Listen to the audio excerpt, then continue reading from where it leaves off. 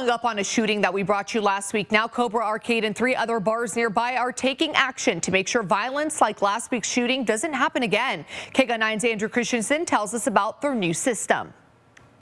I've been texting and messaging with a few of the bars here in downtown, and 4 of them tell me they're putting in a one-strike system. And how that works is they'll scan your ID, and you won't be able to get into clubs like Highwire, Cella's, Cobra Arcade, or the Playground.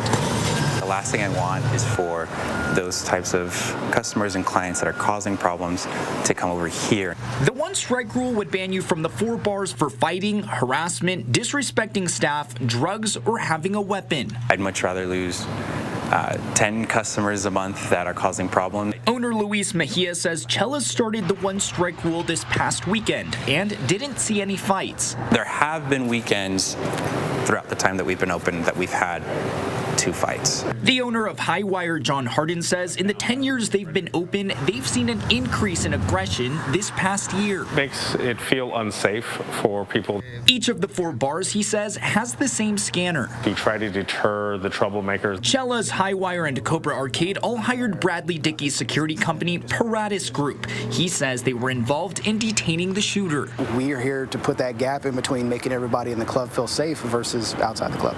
The interim complaint says Daniel Moreno is charged with aggravated assault with a deadly weapon, endangerment, and unlawful flight from law enforcement with a vehicle. Moreno is still in jail. His bond is set at $65,000. Mejia says TPD recently moved closer to Cella's. We signal to them that we need them, they'll be there. Mejia says they're still considering reinstatement policies.